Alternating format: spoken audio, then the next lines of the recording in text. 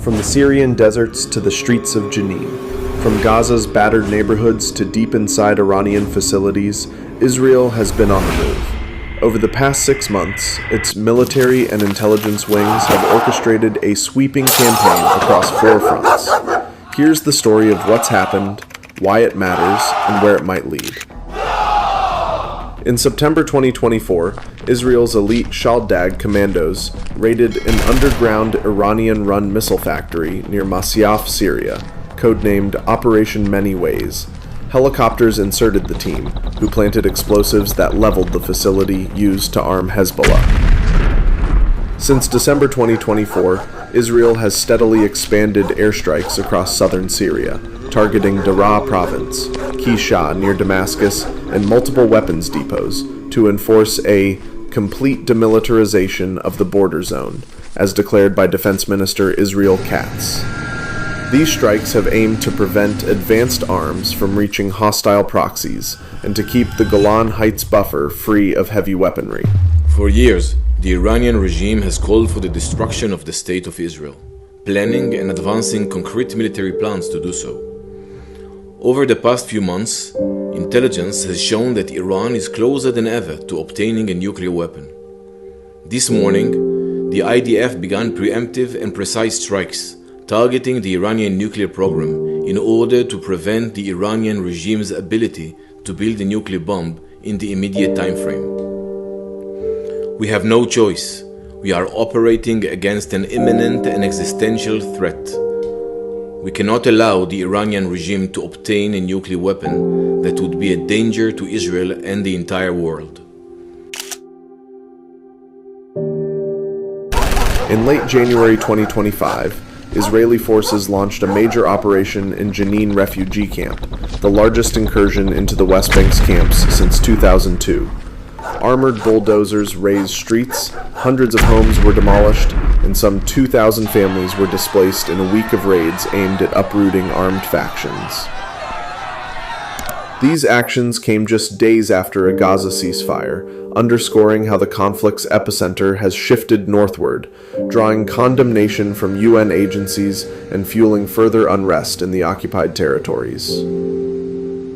A 42-day ceasefire began on January 19, 2025, with hostage exchanges and promises of reconstruction. But on March 18th, Israel abruptly ended the truce, launching Operation Oz Vaharev, a massive pre-dawn missile and artillery barrage that killed over 400 Palestinians, including 263 women and children, and shattered the peace deal.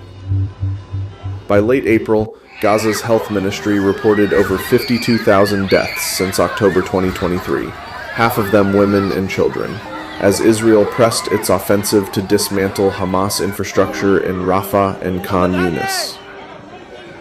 On June 13, 2025, Israel reportedly struck deep into Iran, hitting nuclear and missile sites at Natanz, Arak, and Parchin in a campaign dubbed Operation Rising Lion by some analysts. State media in Tehran confirmed the deaths of top IRGC leaders, including Commander Hossein Salami and Chief of Staff Mohammad Bagheri. Though satellite imagery suggests damage was uneven, these strikes marked Israel's boldest direct attack on Iran yet, escalating a decades-long shadow war into the open and risking a broader regional conflagration. At home, Prime Minister Netanyahu has leveraged wartime unity to stifle dissent and push new budgets for defense spending. Internationally, Israel has lobbied the U.S. to maintain a weak Syria. Meanwhile, the U.S. has quietly expanded its own footprint, deploying additional troops to Iraq and Syria, and even conducting strikes on Iran-backed militias, signaling tacit approval of Israel's most daring operations. In just half a year, Israel has reshaped multiple battlefields. Syria, by destroying missile factories and enforcing buffer zone air superiority. West Bank, by crushing armed camps and reshaping the security map in Jenin. Gaza, by cycling between ceasefire diplomacy and devastating offensives. Iran, by targeting nuclear infrastructure in a direct strategic gamble. Each move has advanced Israel's stated goal, to neutralize existential threats. Yet together they form a web of escalation. As Tehran rebuilds, Gaza's ruins smolder, and Damascus reels, the lines between covert and overt war have blurred. So, as bombs fall, bulldozers grind, and air sirens wail, one question looms: what comes next? Because when military momentum converges on four fronts, stopping the cascade of conflict becomes ever more difficult.